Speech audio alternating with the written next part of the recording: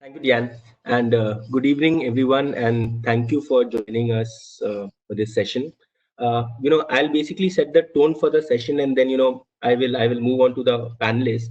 But the reason we thought it's important to have a discussion on venture debt, particularly and specifically, in these times, because as slowly the businesses are opening up, certain cities have allowed permitted businesses to function, maybe not at the same level as it was earlier, but things are getting to a kind of a new normal, as if I may say, right? I think the whole lockdown, the effect of the lockdown, which was there on the businesses, where the operations were stopped, and consequently there were issues in cash flows for the companies, and even from a debt perspective, uh, uh, for a lot of different stages of companies, which we have been reading about regularly. So from that perspective, we thought it's good to have this session at this point of time. Because we have been hearing about how banks are not very willing to lend at this point of time, and have parked a lot of their funds with RBI instead of putting it in the market, even with the RBI reducing the rates, etc. Same issues with NBFCs, in terms of, because everyone wants to be risk averse at this point of time, because they were not sure how things will go on in the future. uh, you know Talking about risk averse, I think that's where venture debt plays a very important role, because historically also, how venture debt platforms operate is, they tend to invest, or provide loans to companies which there is a certain element of risk involved.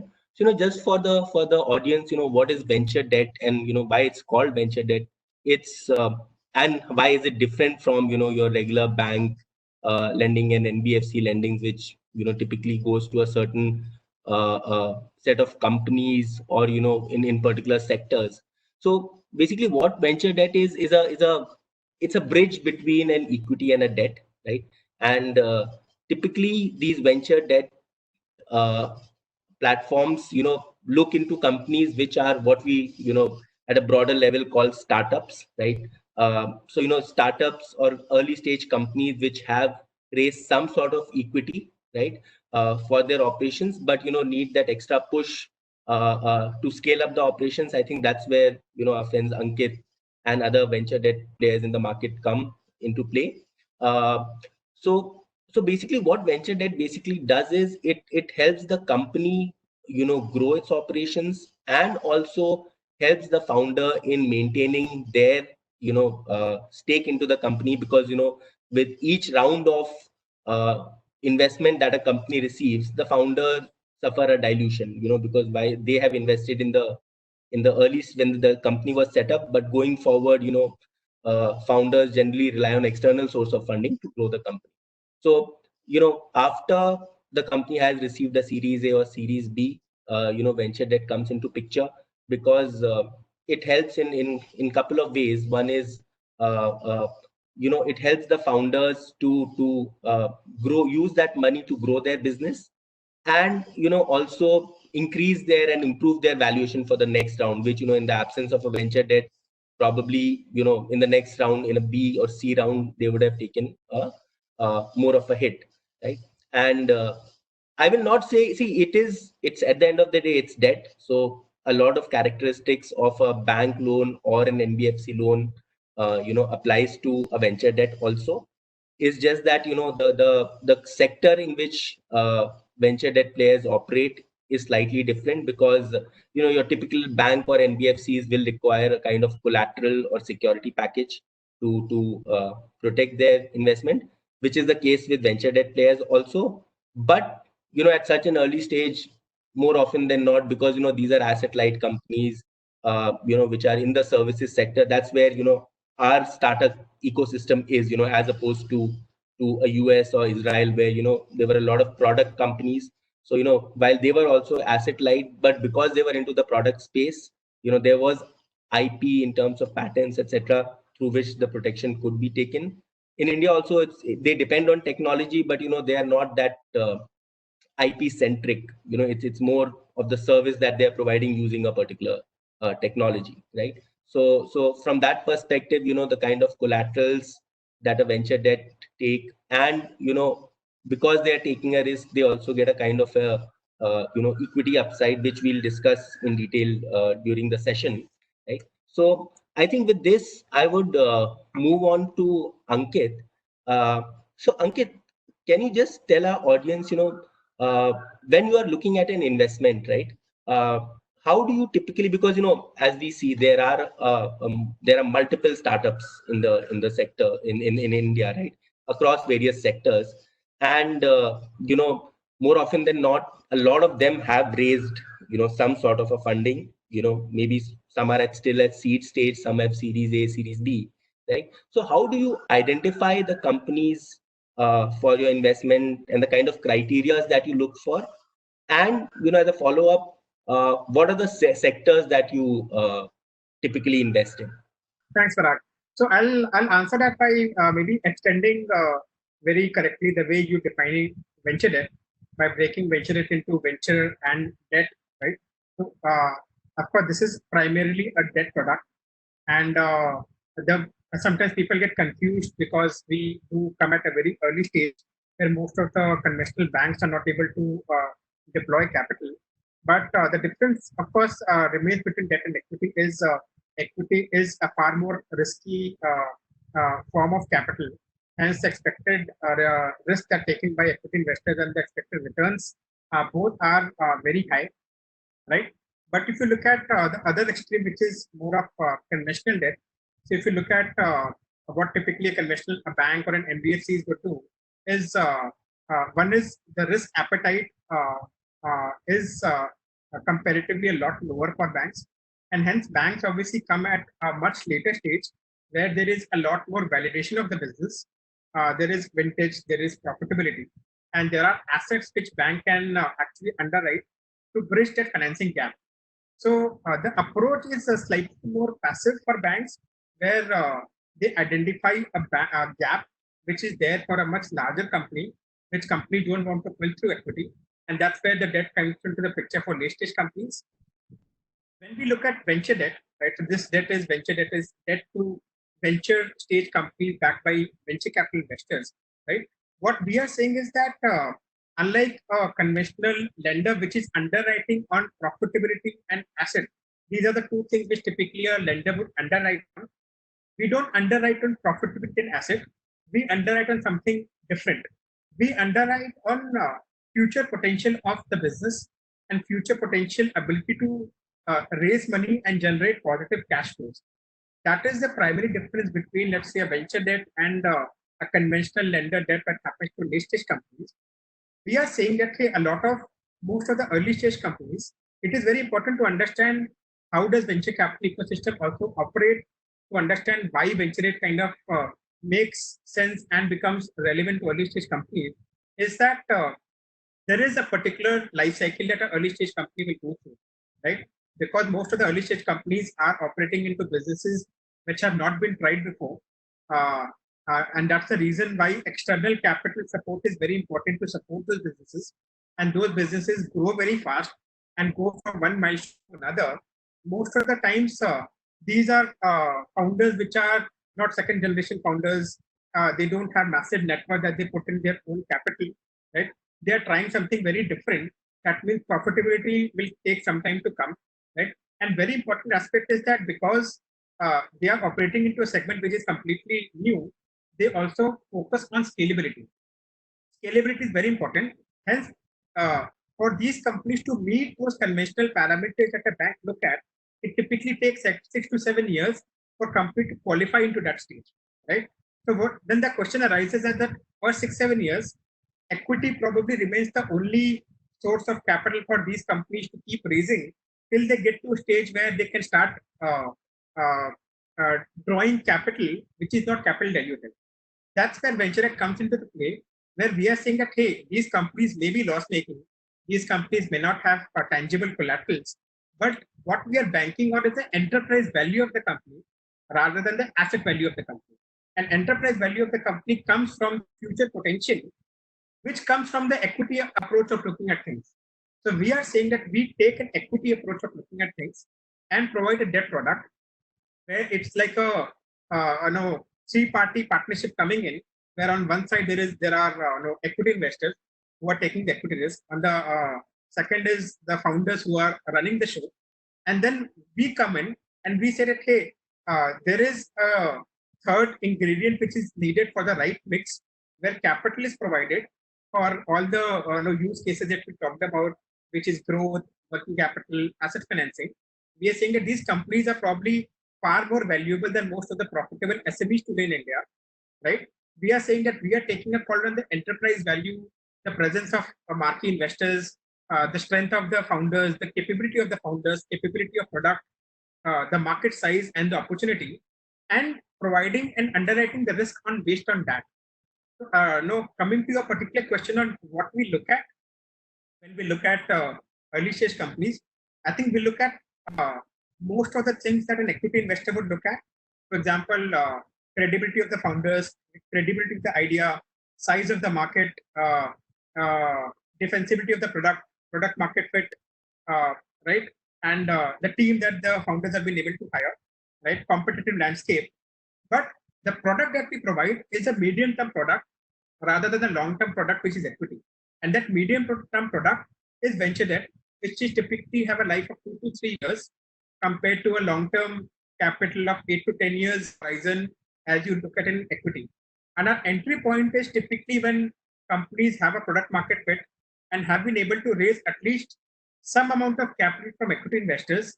There is a little bit of equity cushion in the company for the right amount of debt to sit on top of. Thank you, Ankit. And we have seen that a lot of times your assumptions have worked very well, leading to a lot of your early stage companies eventually getting to unicorn status, and then getting sold at very good valuations. So I think that whole exercise really pays off during the process. Ankit, now another a little bit of luck, I would say. No, obviously I think that luck plays a role in everyone's life. Yeah. So Ankit, another question that which probably is on everyone's mind is do you think that this whole COVID-19 situation will have while we have seen that people are waiting and watching in terms of especially banks, NBFCs. You are also an NBFC at the end of the day, right, which is into the debt space. You think it is going to have a significant impact going forward in the short term or in the long term? Sure. And how you operate your business basically related to that. Yeah. Sure. So see, the beauty about the startup ecosystem is it's extremely elastic to any micro and macro event that happened outside, right? When obviously COVID is probably the biggest event that we all have seen in our lives, so everybody's talking about it. But I can tell you that our startup ecosystem, which I would say really is like 12 to 15 years old, have actually gone through various events, right? Every small and big event will always kind of impact on early stage companies given the stage of the company that they are operating in.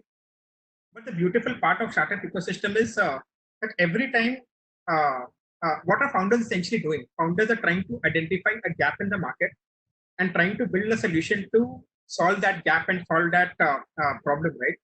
Even for COVID, the way we look at things is that there are certain industries and certain companies which just because of the sectors that they're operating in will probably have far more challenges. But this will also give opportunity for a lot of other startups and founders to come in and identify these gaps and say that, hey, can we tweak these business models, tweak our business model, pivot our business model to now get into a shape which actually serves the consumer needs and business needs a lot higher. See, if you look at much larger companies, like much larger companies are not that agile that suddenly COVID happens and they kind of completely shift their business and try to solve the need, what is really needed today. But if you look at because of the fact that the startups are far more agile, far more tech-enabled, this helps these startups to kind of adapt to the new challenges far better than what I can say much larger companies have been able to do. So I personally feel that this is actually could be a great time in medium to long term for the entire tech startup ecosystem because of the inherent ingredient and product that comes together to kind of run the startup. In terms of COVID impact, of course, some of the sectors we feel would have a lot stronger tailwind would be to start with. I think any startup which is run by great founder, great team, backed by great investors, and are very agile, irrespective of the sector, I think they will all do well. That's my primary belief. But I think specific sectors, if you want to call it out, I think would be, of course, sector companies in education space, companies in gaming, companies which are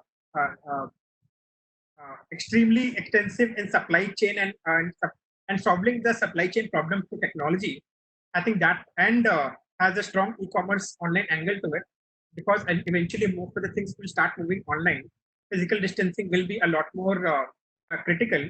If companies which are able to manage operations through technology, I think those companies in whatever sectors they are in, for example, companies which are doing essential goods delivery through more complex technical supply chain, those companies will become a lot more relevant than the other companies. Logistics companies, which are again a lot more tech savvy, are using hardcore technology to solve supply chain issues, will become a lot more relevant. So I think the way we look at things is that look at the ingredients which have gone into the company, and then I think across sectors we will find more benefits.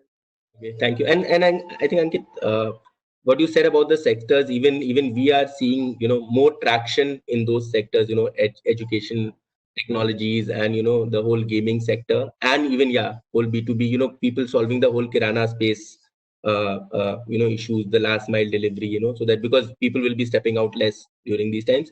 And I think it's very heartening to hear for the startup ecosystem also that you believe you're one of the backers of this system, that that it's not going to significantly have an impact on their funding needs, and people are still willing to back them going forward. So I think that's very hard. And this comes from the fact that look, being in this ecosystem for last 10 years, we have seen the journey of all the founders from day one to kind of becoming unicorns. And I can tell you that all the founders do become very resilient to a lot of very critical challenges thrown at them. Even if you look at all the success stories as well, all those founders have gone through so much that there is a little bit of normalcy for challenges thrown at them. And not only, I think, founders, but also investors have become very mature in India. Where when some of these challenges come, they already have like a format and a template that, hey, now this new situation has come. Let's see how we react to this. So I think nobody panics. I have seen, especially in last 2 months, I'm amazed at the kind of resilience and persistence shown by the founders, including all our portfolio companies, on taking this challenge as an opportunity and just trying to kind of do the right thing. So honestly, the impact will be there. Everybody will feel the impact for next 3 to 4 months. But I think most of the companies will come out stronger. Thank you, Ankit. I think this is very, very helpful. And thank you for your insights. So I'll come back to you later for another round of your thoughts. But if I may move on to Aishwarya. So Aishwarya, you have worked very closely with Ankit and his team, right? So can you just tell our audience, what are the structures that you have seen that that are used in the venture debt space? Sure. Thanks, Parag. So, the kind of structures that are used in the venture debt space to give venture debt is largely dependent on the type of entity and also the commercials of the lender. So we largely see term loans or subscription to non-convertible debentures issued by the borrower entity. And these are backed by hypothecation or guarantees, which I think we will cover in the next topic, which Aditya will take on the security package. So beginning with term loans, these, as the name goes, are loans for a fixed period of time. And as Ankit mentioned, the horizon is about 3 to 5 years for a fixed interest rate. There may be a moratorium period, that is period during which there is a relaxation to pay the principal amount. And the principal amount may start becoming due on a monthly basis after a certain period of time. It will vary depending on business to business and lender to lender. And the reason why moratoriums are provided is because these loans are given when companies are largely cash burning at the initial stages. So instead of having to repay them immediately, which will defeat the purpose of providing these loans, they're given a breather from paying these loans immediately. Of course, during the moratorium period, the interest will be payable. And in case of term loans, the borrowers may be provided a repayment schedule where they will have to make payments as per that schedule. Then moving on to subscription to debentures. Similar to how loans are, there will also be an interest or coupon rate that will be payable, and they may be redeemed as per the terms, and the amount will be paid back as per the terms. Again, a moratorium may be given even for paying debentures. So under the Companies Act, secured debentures must be redeemed within 10 years, except in case of certain sectors where it can be longer. So since venture debt firms may provide shorter term duration loans, which we do not typically see exceeding beyond 4 to 5 years, we don't expect the redemption to exceed this period. For issuance of debentures, a company also needs to comply with the procedure under the Companies Act, create a redemption reserve account, out of the profits of which reserve must be used only for redemption of, only from this amount can they redeem the debentures. Then appoint a debenture trustee, and there are conditions for appointing a debenture trustee. So as against a term loan, a board resolution and a shareholders resolution will be required. A shareholders resolution is typically required in case of public companies where the money borrowed together with the money already borrowed exceeds the paid up capital and free reserves of the company. So, as against NCD issuance, a term loan may seem much simpler. However, depending on the type of entity and commercials involved, the lender structure may change. For example, like an NBFC, they are registered, which are registered with the RBI, they can give a pure play loan, a term loan. But for a fund like an AIF, you will need to structure it as an NCD. And typically, Indian entities are the ones giving these loans, because a foreign entity giving a pure play loan will constitute as external commercial borrowing, where there are limitations as to who can be the lender, purpose of borrowing, interest rate, term of repayment. Or if it's a foreign entity subscribing to NCDs, then you need to be a specific type of entity, like an FPI. And also, as compared to debentures and term loans, recently when the COVID-19 relief package was announced by the RBI, allowing banks and financial institutions to provide a moratorium for term loans and working capital facilities, NCDs were not specifically included within that, and there was confusion whether loans availed by way of debentures could be subject to relief or moratorium. Of course, commercially, the parties can agree to provide a moratorium. Then, in addition to structuring as loans or NCDs, since there is a risk that venture debt firms are taking, and when you may not be able to get regular finance from banks because of no track record or profitability and collateral, venture debt firms, as Ankit mentioned, are relying on the future potential of the company and the team that they are backing on. And in that case, some venture debt firms may take an additional right, say in the form of right to invest in the future, or to get warrants in the company and to get an upside in the future. Sometimes these may also be available at a holding company level. So as against a regular bank loan, venture debt firms understand the type of business and the type of security that the borrower can provide, and accordingly take the loan and the structure the commercials accordingly. Over to you, Parag. Thank you, Aishwarya. I think this was very helpful. Moving on to Aditya. Aditya, can you just briefly touch upon because I think there is also a question that we have received, that are venture debts typically unsecured? So in one word, answer no. But Aditya, if you can throw some light around the security package that is typically used in a venture debt transaction. I think the primary security which a venture debt firm generally asks for is a hypothecation. And this hypothecation is generally on all the current and future assets of the company, which is the borrowing entity. And this includes both tangible and intangible assets. For example, the IP that is owned by the company, the cash flows of the company, and say if there are any other hard assets with the company. So basically, this is generally done by way of creation of a first ranking charge, on all the assets like I mentioned.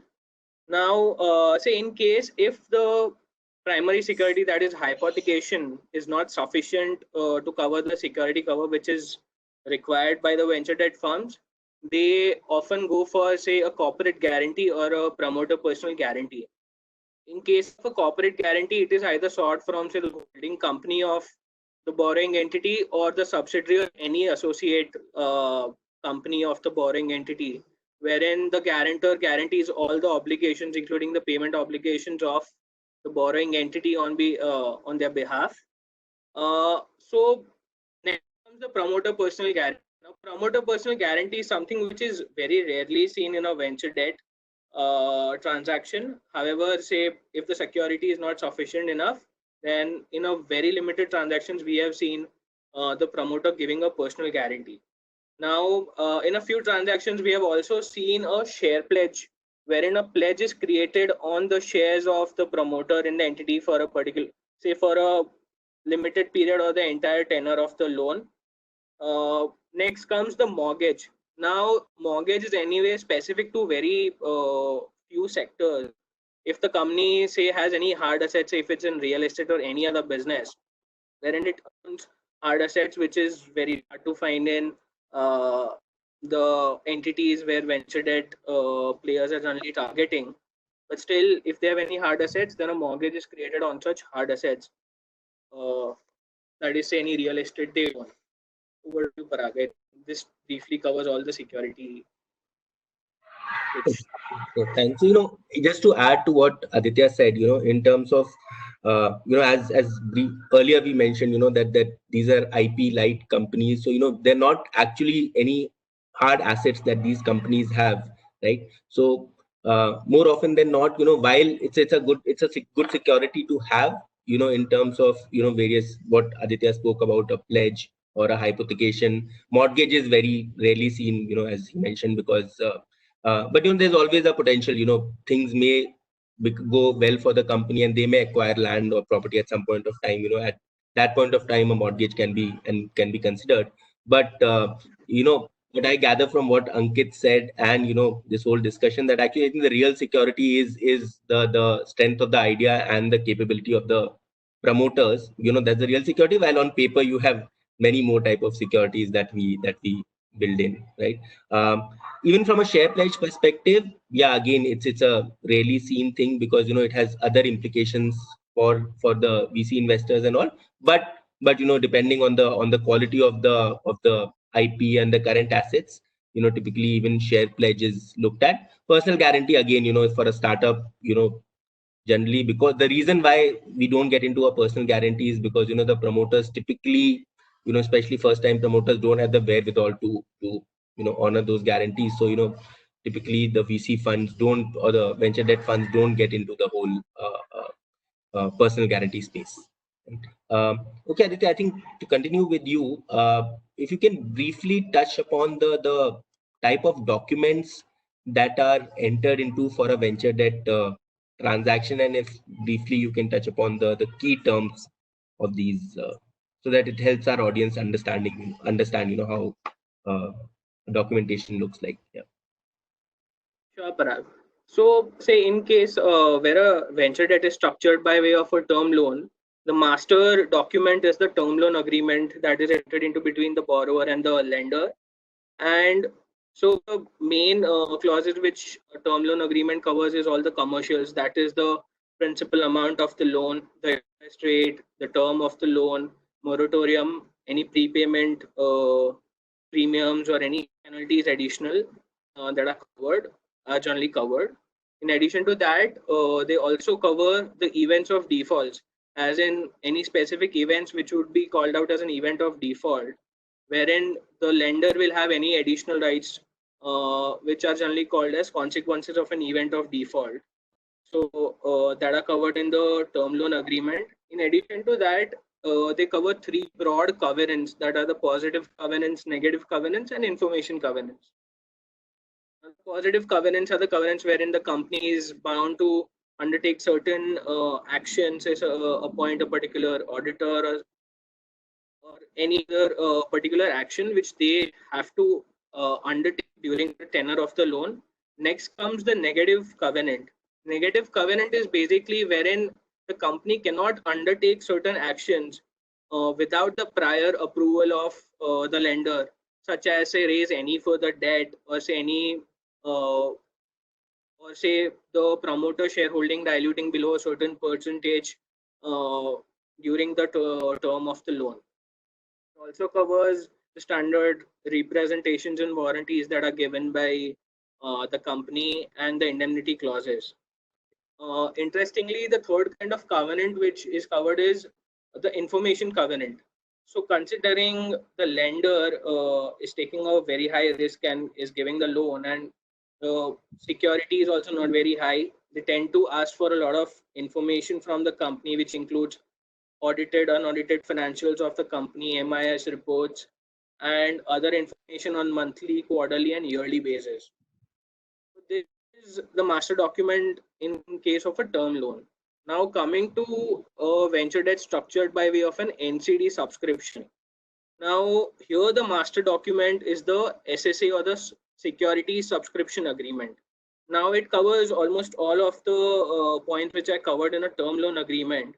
In addition to that, it also covers the subscription aspects and the procedural aspects that one needs to follow, the company needs to follow in case of an issuance of NCD to the lender, the lending entity. Now, like Aishwarya covered earlier, in case of secured debentures, you need a debenture trustee that needs to be appointed by the company to look after the debentures and the security package.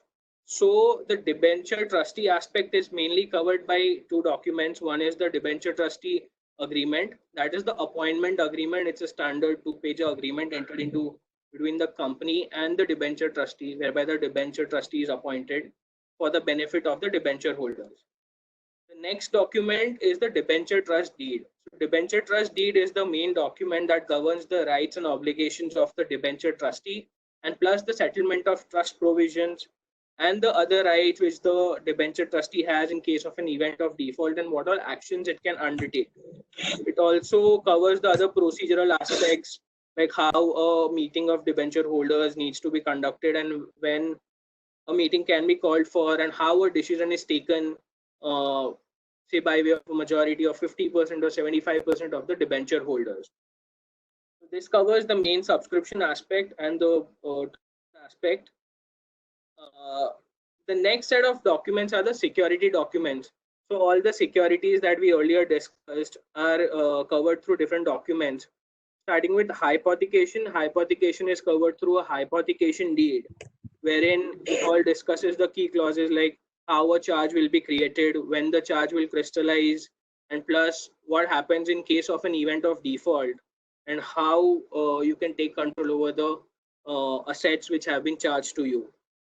Next is the guarantee document, that is say in case of a corporate guarantee or a promoter personal guarantee.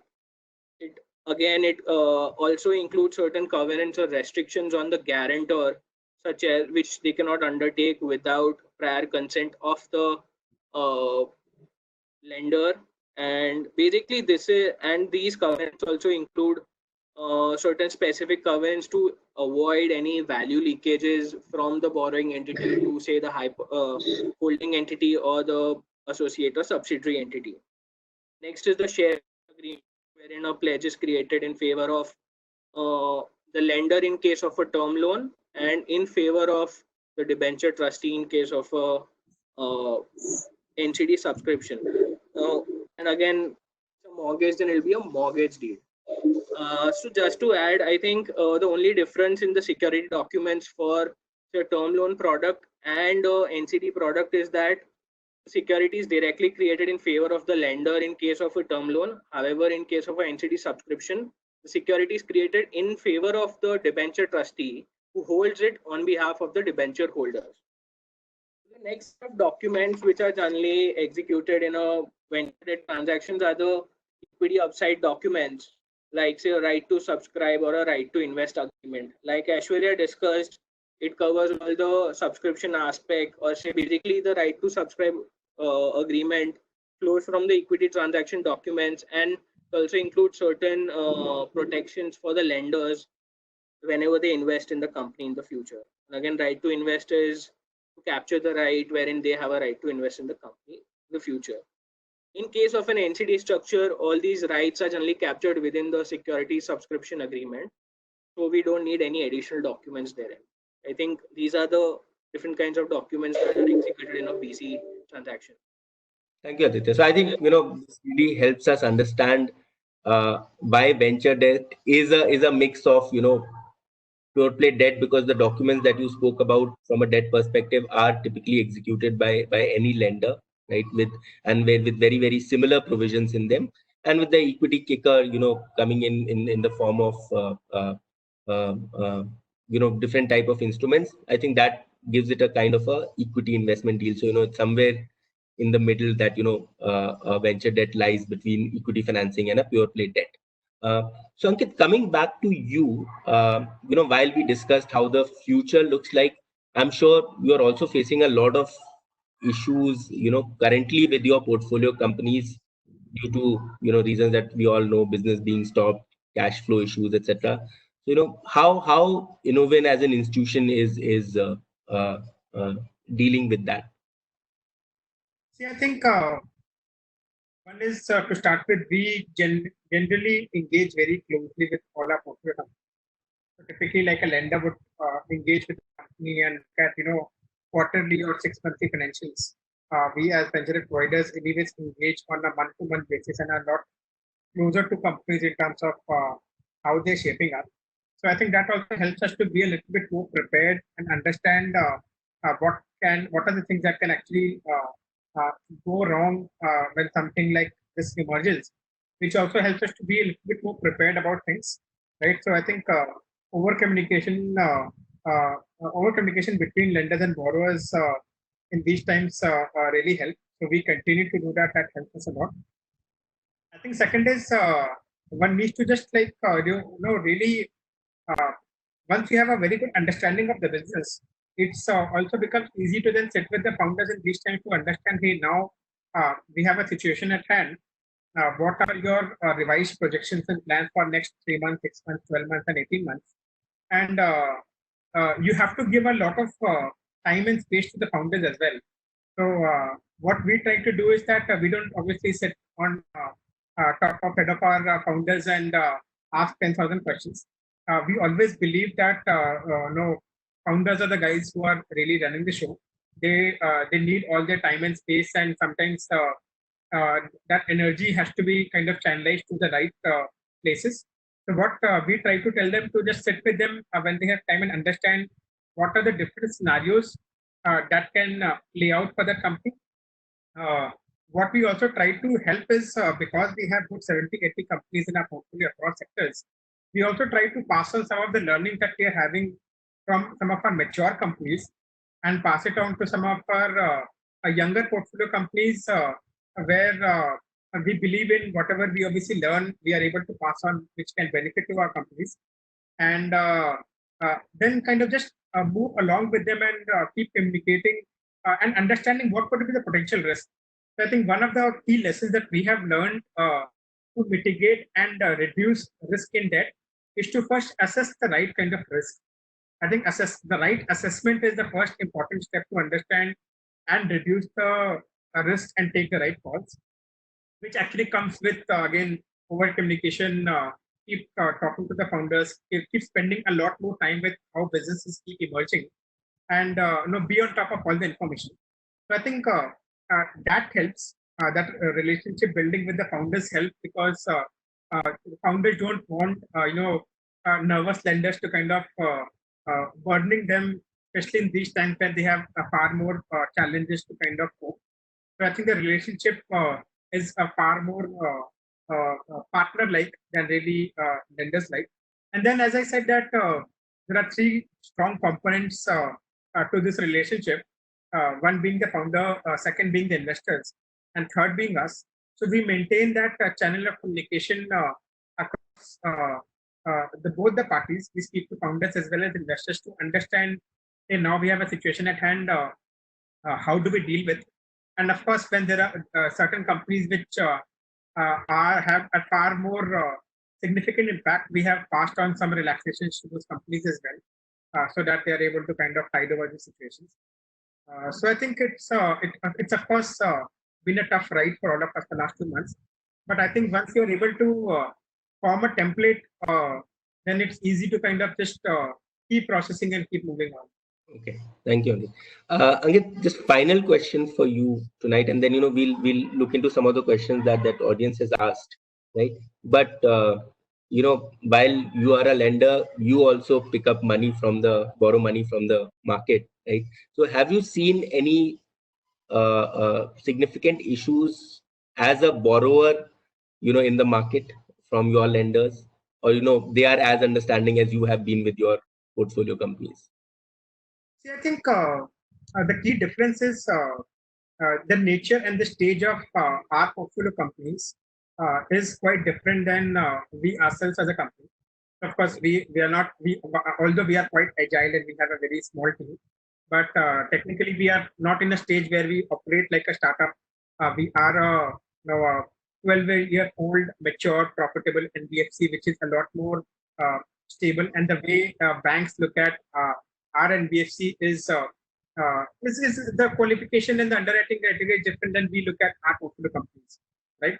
The kind of support we have from our investors and the stability that we have in our books, of course, gives a lot of confidence to our investors as well as our lenders.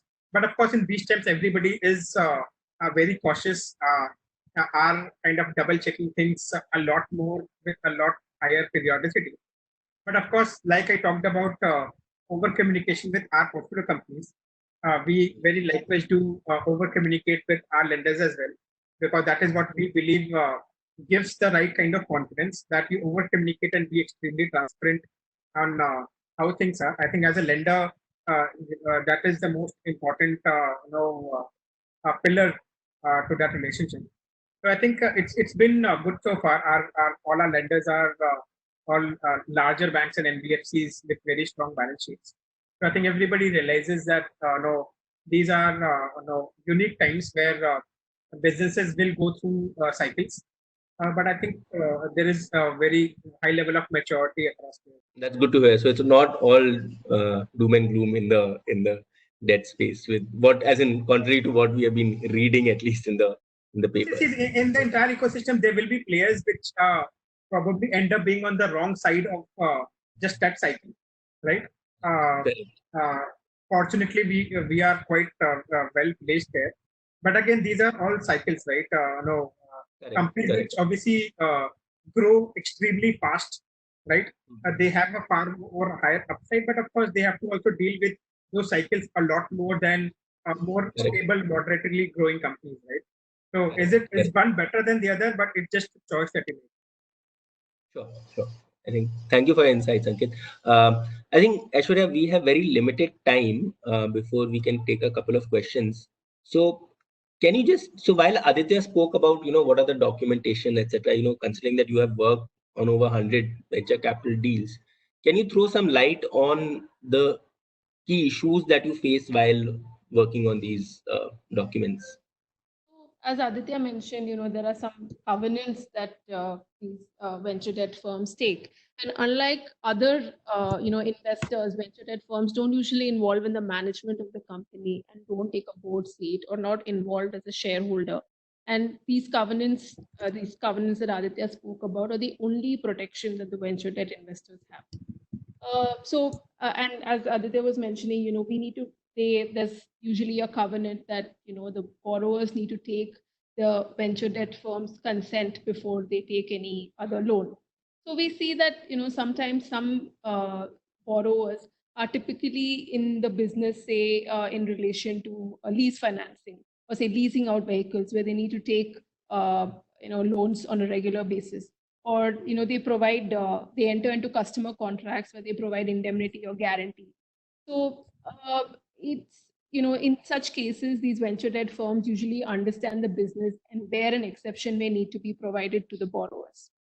Then as we discussed so far, there isn't probably much of a collateral or a security in these borrowers when the loan is given. So risk of such, security being impaired, or it's necessary to ensure that these security is ensured. So if it's largely IP or rendering a service, where the companies engaged in rendering service, it may be difficult to find insurance for such products. Then there may also be covenants with regard to no dilution in promoter shareholding or change in control of the company. This is because as we discussed, these venture debt firms are relying on the existing investors for the company, and also the ability of the current promoters to run the company and take it forward. So companies may usually want any further infusion of capital by existing investors carved out from this requirement. And also now, if a lender has the right to subscribe to shares, it is important that existing and future investors are informed of this right, and that it's there in the cap table, so that an accurate picture of the cap table is reflected in the books of the company. Over to you, Parag. Thank you, Aishwarya. I think we finished dot on time. So if we can take up some questions. So I will take the question by Priya, which says, what is a better instrument when it comes to debentures, OCD or CCD, both from founder and investor point of view? I think so. Typically, because we are discussing debt here, typically CCD is not used as an instrument from debt perspective. As Aishwarya and Aditya mentioned, it's more of an NCD, because which is a pure play, debt instrument. OCD and CCD both have certain equity characteristics, and which while certain investors do use, which are on the equity side of things, pure play, lenders don't. We have not seen them using OCD or CCD, but both from a founder and investor point of view, from an investor point of view, OCD is good because it gives you the flexibility of either converting to equity, depending on how things are going, or ask for repayment of your loan. But then there are restrictions around OCD, especially when you are an overseas investor, or from that perspective, you can only subscribe to CCD. And CCD, while in the books of the company, it's treated as a debt till it's converted, but our exchange control regulations look at it as an equity per se. So from a investor point of view, while OCD is always better, your typical investors who are non-resident investors, cannot use this instrument. From a founder perspective, again, it varies, right? Because a CCD will definitely lead to dilution at some point of time, whereas an OCD may lead to a dilution or may not lead to a dilution. But again, that whole risk is there in an OCD, that in a CCD, you don't have to return the money. It will get converted to equity. But in OCD, you always have to worry about the fact that there may be a redemption at some point of time. Right? So you need to have that cap money to repay your loan. I'm just going to, panelists, if you guys want to take any question, please feel free to. I'm just looking at it. Aishwarya, Ankit, if you have anything. There is one question which Ankit Mishra asked: are VC deals still favoring hyper growth, even if that means high burn rate, even if the company is not cash positive? So I think things have definitely changed. I think not only because of COVID, but even prior to COVID, investors are chasing a lot more, long-term sustainable companies with very strong product market fit and very strong, competitive edge over their competitors. I think VCs will still chase hyper growth.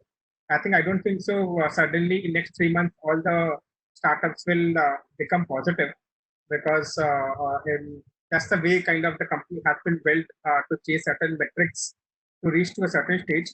So I don't think so. Just one scenario will make all the companies suddenly become profitable. But yes, the hyper growth is also dependent on a little bit of supply of capital. which goes through various cycles. So I think in next 9 to 12 months, the supply of capital would reduce and capital will go for more sustainable companies. So we are expecting that probably the growth rate will reduce for most of the startups, and right kind of unit economics will be changed, but not necessarily, I would say, the companies will start becoming cash positive. Okay, thank you. I think there's also a question on, someone said ki, we have mentioned equity kicker. Does that mean that venture debt firms take equity in the portfolio companies? So yes, there are various structures that are used in the market for to get some, not a significant equity exposure, but minor minority stake is picked up. Using different routes, which eventually, if the company has done very well, and if there is a sale which happens at higher valuation, because similar to VC equity investors who have taken a risk, even a debt investor has taken a risk at the early stage of the company. So from that perspective, they make gains out of that sale. If there's a good sale, yeah. So they do take certain form of equity exposure, yeah. Okay, I think there are certain questions which are which will take a long time to answer. I think that merits a discussion on its own. So I would pass on the mic to Diane now, and we can probably close the session. And thank you, Ankit, Aishwarya, and Aditya for joining us.